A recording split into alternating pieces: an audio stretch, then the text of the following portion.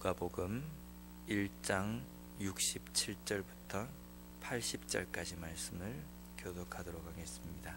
가끔 사극이나 옛날 드라마를 보면요, 사람 이름이 개똥이, 돌쇠 이런 말이 있습니다. 저는 그 이름을 들을 때마다 어떻게 부모님이 저렇게 책임감이 없이 자녀의 이름을 지을 수 있을까라는 생각을 좀 했습니다. 물론 당시에는 아이의 이름을 좀 천하게 지어야 오래 산다, 병을 이기고 오래 산다라는 그러한 속설이 있었기 때문에 이름을 그렇게 지었다고 합니다. 근데 그렇게 천하게 이름을 지어야 아이의 명이 길다고 한다면 천민뿐만 아니라 양반들의 아이의 이름에도 돌쇠, 개똥이가 있어야 합니다. 근데 그렇지 않습니다. 양반들의 이름에는 자녀들의 이름에 좋은 의미를 담아서 이름을 짓곤 했습니다.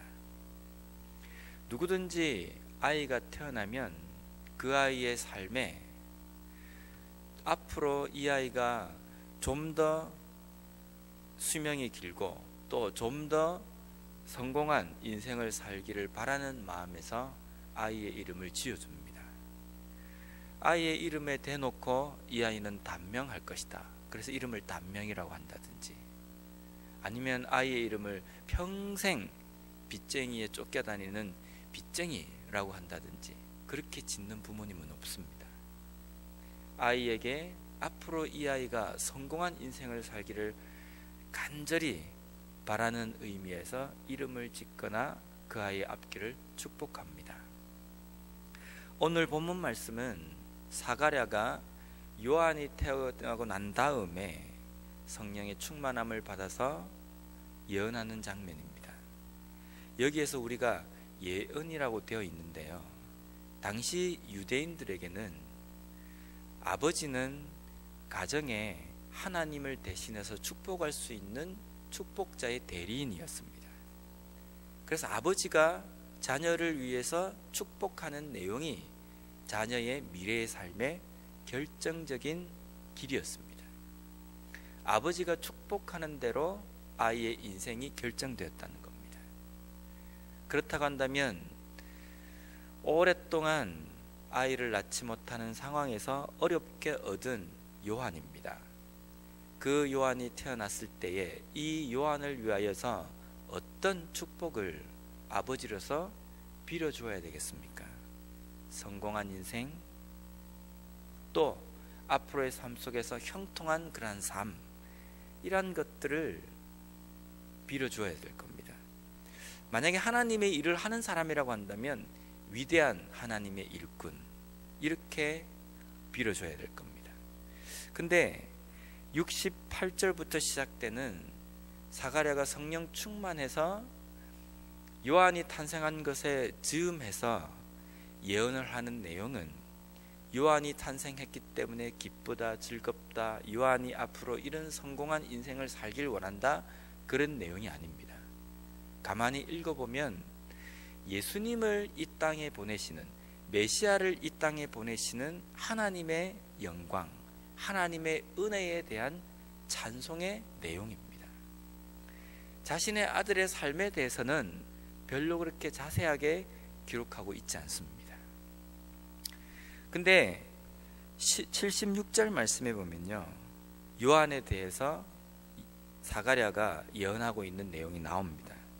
이 아이여, 내가 지극히 높으신 이의 선지자라 일컬음을 받고 주 앞에 앞서가서 그 길을 준비하여 주의 백성에게 그 죄사함으로 말미암는 구원을 알게 하리니. 우리는 잘 알고 있듯이 요한은 예수님께서 탄생하기 전에 그의 길을 평탄케 하고 먼저 많은 사람들에게 알리게 하기 위해서 광야에 외치는 소리로 먼저 온 선지자라고 우리가 알고 있습니다. 그렇다고 한다면 이 요한의 인생이 앞으로 어떻게 되느냐라는 겁니다. 당시 유대인들 사이에서는 메시아는 어디에서 오는가라는 그러한 생각이 있었습니다. 그래서 유대인들 사이에서는 메시아는 반드시 광야에서 올 것이다 라는 생각이 있었습니다. 그래서 하나님의 일을 하는 사람들은 광야에서 머물렀습니다. 그러니까 지금 요한도 하나님의 메시아의 길을 먼저 앞서가서 외치는 사람, 메시아를 맞이하는 사람이라고 사가랴가 자신의 아들을 축복한다고 한다면요, 이 아들이 앞으로 어디에 가서 지내야 하냐면 우리가 잘 알듯이 빈들 광야로 가야 하는 겁니다. 하나님의 길을 먼저 예비하러 온 선지자로서 요한의 삶을 드린다고 한다면 이 아이를 광야로 내몰아야 된다는 겁니다. 그래서 오늘 읽은 본문의 맨 마지막 절에 보면 아이가 자라며 심령이 강하여지며 이스라엘에게 나타나는 날까지 빈들에 있으니라. 빈들은 광야입니다. 광야는 성공이 보장되어 있는 곳도 풍요로운 물질이 보장되어 있는 것도 아닙니다. 아주 형통한 삶이 기다리고 있는 것도 아닙니다. 광야는 외로운 곳입니다. 광야는 춥고 배고픈 곳입니다. 광야는 무서운 곳입니다. 지금 사가랴가 자신의 아들에 대해서, 자기의 품 안에 안은 이 귀여운 아들에 대해서 사가랴가 예언하고 있는 것은 이 아이는 앞으로 광야에 가서 춥고 배고프고 외로움과 싸우며 오실 메시아를 맞이해야 할 인생이다라는 겁니다. 오늘 이 말씀을 제가 보면서 그런 생각이 문득 들었습니다. 예수님께서 오시기 전에 그 길을 외친 세례 요한도 위대한 인물이지만 어렵게 얻은 아들을 광야로 선뜻 들인 그의 아버지와 어머니도 대단한 인물이다라는 생각이 들었습니다. 놓치고 싶겠습니까? 아무리 하나님의 일이라고 하지만, 예언된 내용이라고 이야기하지만 선뜻 그렇게 광야로 자신의 아들을 내놓을 수 있으시겠습니까? 아들이 여러 명이 있는 것도 아니고 어렵게 낳은 아들입니다. 아내가 잉태치 못한 가운데서 얻은 아들입니다. 그 아들을 앞으로 광야로 내몰아서 고생 가운데에, 어려움 가운데 살게 하도록 내놓을 수 있는 것, 헌신입니다. 2016년을 시작하면서 우리는 하나님 앞에 여러 가지 기도를 많이 합니다. 근데 그 중에서 우리의 마음속의 다짐은 하나님, 내 인생, 내 삶, 하나님을 위하여서 쓰겠습니다. 하나님의 일꾼이 된 삶을 살아가겠습니다. 우리는 그렇게 결단합니다. 그리고 그렇게 기도를 합니다. 근데 그렇게 기도하는 내용 가운데에는 내 삶을 광야로 내몰겠습니다라는 그런 말과 똑같다라는 겁니다. 우리가 하나님께 헌신한다고 한다면 우리는 추앙받는 자리에 올라가는 것이 아닙니다. 우리가 다른 사람들에게 인정받는 자리에 올라가겠다라고 생각하는 것이 아닙니다. 하나님의 일을 하겠다는 것은 빈들 광야로 가겠다는 겁니다. 표는 나지 않지만, 사람들이 인정하지도 않지만, 때로는 무시하고 때로는 나를 경멸하고 욕한다 할지라도 하나님을 위해서 하는 일이라고 한다면 선뜻 나서겠습니다라고 고백하는 것이 헌신입니다. 2016년을 시작하는 이 시점에서 사가랴처럼, 세례 요한처럼 하나님의 일을 위하여서 광야로 나설 수 있는 그런 헌신된 삶을 시작하는 우리 모두가 되었으면 좋겠습니다. 두 번째로, 오늘 읽은 이 본문 말씀에 보면 유독 눈에 띄는 말씀이 있습니다. 68절 말씀에 보면 찬송하리로다 주 이스라엘의 하나님이여 그 백성을 돌보사 속량하시며, 72절 말씀에 보면 우리 조상을 긍휼히 여기시며 그 거룩한 언약을 기억하셨으니. 예수님이 이 땅에 왜 오셨습니까? 하나님의 위대한 일을 이루시기 위해서입니다. 하나님의 그 위대한 일은 다름 아닌 십자가에서 독생자 예수가 죽는 일입니다. 누가 봐도 그것은 위대한 일처럼 보이지 않습니다. 초라한 일처럼 보입니다. 적어도 신이 하는 위대한 일이라고 한다면 천지를 가르고 엄청난 번개가 치며 세상 사람들이 벌벌 떠는 그러한 일이 신으로서의 위대한 일일 겁니다. 그런데 하나님께서 계획하시고 오랫동안 우리들에게 약속하신 그 언약의 위대한 일은 예수님께서 십자가에 초라하게 죽으시는 일이었습니다. 왜 그렇게 죽으셨습니까? 사랑 때문입니다. 다른 것 있지 않습니다. 하나님이 우리를 위해서 독생자를 보내시고 메시아를 보내시고 예수님을 십자가에 죽게 하신 것은 다른 이유가 있는 것이 아니라 오직 사랑 때문입니다. 그런데 그 사랑하시는 그 모습대로 우리 보고도 서로 사랑하라고 말씀하셨습니다. 계명을 가르쳐 달라고 이야기하는 제자들에게 하나님을 사랑하라, 그리고 내 이웃을 내 몸처럼 사랑하라, 이 두 가지를 가르쳐 주셨습니다. 그 두 가지가 전부이기 때문입니다.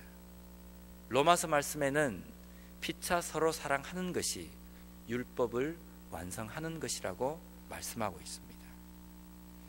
예수님은 그 율법을 완성하시기 위해서 사랑을 몸소 우리에게 보여주셨습니다. 우리도 그렇게 살아야 합니다. 죽도록 이웃을 내 몸처럼 사랑하는 삶을 살아야 된다는 겁니다. 그런데 잘 되지 않습니다. 내가 한번 마음 먹고 사랑 한번 해보려고 해도 잘 사랑되지 않습니다. 때로는 내가 좋은 사람만 사랑되지 나를 싫어하는 사람을 사랑하기가 어렵습니다. 하나님도 그렇지 않겠습니까? 우리가 생각해 볼 때 하나님이 우리의 모습 속에서 뭐가 사랑스럽겠습니까?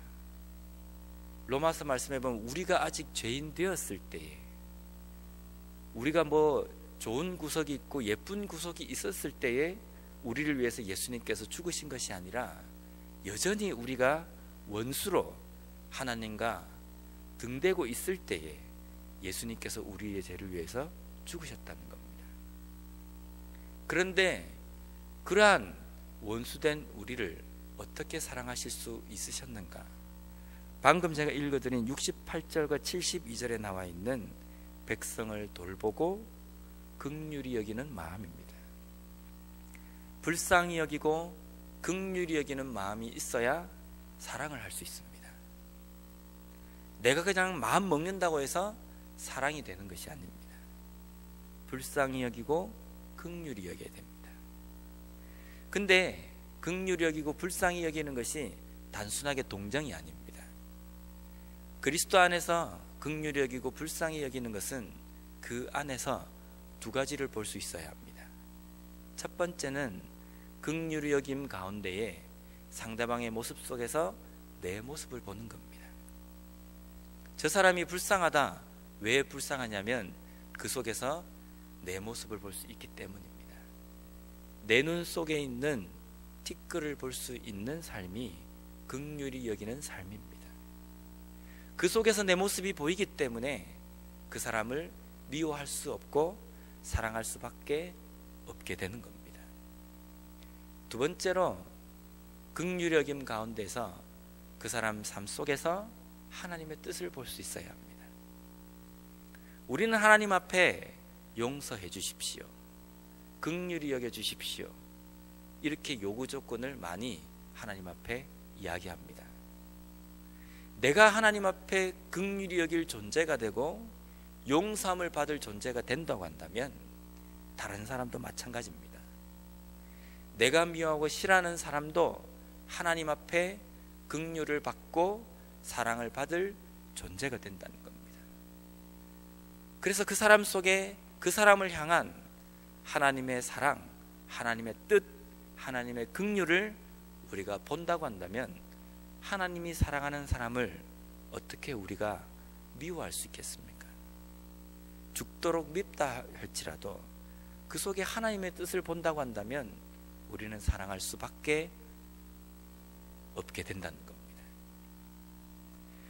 우리는 우리의 뜻대로, 우리의 힘으로 다른 사람을 사랑할 수 없습니다.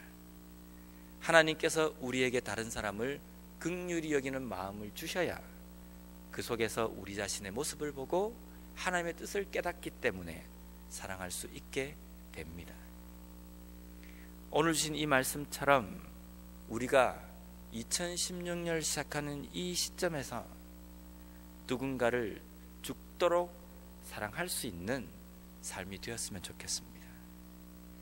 그 속에서 내 모습을 보고 하나님의 뜻을 봄으로 말미암아 뜨겁게 사랑할 수 있는 우리가 되었으면 좋겠습니다. 헌신하는 이 시점에서 하나님, 내가 광야로 빈들로 예수 그리스도를 외치기 위하여서 준비되었습니다라고 외칠 수 있는, 그렇게 헌신할 수 있는 우리 모두가 되었으면 좋겠습니다.